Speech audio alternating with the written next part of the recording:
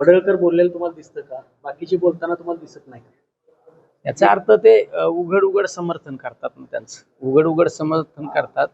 एक काळ या महाराष्ट्रामध्ये अशी परिस्थिती नव्हती. कोणी कोणाच्या व्यक्तिगत जीवनावर कधी कुणी लक्ष घालत नव्हतं. कधी कुणी एखाद्यावर व्यक्तिगत टीका टिप्पणी सुद्धा करत नव्हतं. पण आज राजकारणाचा दर्जा ढासळण्याचा प्रयत्न जाणीवपूर्वक केला जात आहे. अशा वक्तव्यामुळे भविष्यात जातीय दंगली निर्माण होऊ सुरू शकतात. झालं ना, सुरू झालं ना.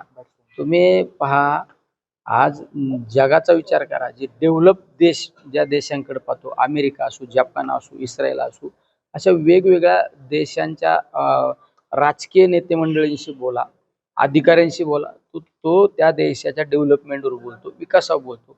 आज आपल्या भारतीय एखाद्या राजकीय नेत्याशी बोलू, अधिकाऱ्याशी बोलत असताना तो जातीवर बोलतो. याचा अर्थ हे लक्षण आपल्या देशासाठी, आपल्या राज्यासाठी हिताचं नाही, हे अधोगतीचं लक्षण आहे. हे एक ना एक दिवस हे आपल्यासाठी गंभीर समस्या होऊन बसणार आहे. अशा लोकप्रतिनिधींचे राजीनामे घेतले पाहिजे असं वाटतं तुम्हाला? घेतली पाहिजे जबाबदारी. आमच्यासारख्या कोणी एखादं वक्तव्य झालं तर आमच्या पक्षप्रमुख आम्हाला सांगतात हे चुकीचे स्टेटमेंट आहे. आम्ही परत तो आमच्या तोंडातून शब्द सुद्धा येत नाही.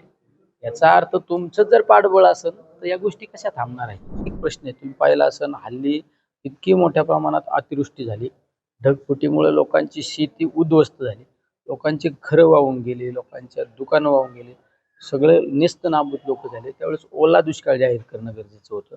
आज शेतीमालाला हमी भाव नाही.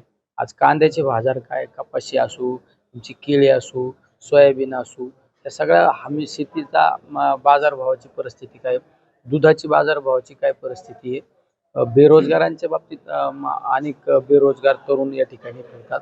फक्त ह्या सगळ्या गोष्टींकडून जर लक्ष डायव्हर्ट करायचं असेल तर जातीजातीमध्ये संघर्ष निर्माण करायचा. त्याचबरोबरीने एखाद्या चांगलं काम करणाऱ्या नेते मंडळीवर व्यक्तिगत स्वरूपाची टीका करायची, खालच्या पातळीची टीका करायची आणि लक्ष डायव्हर्ट करायचं, हे यामागला मुख्य उद्देश आहे.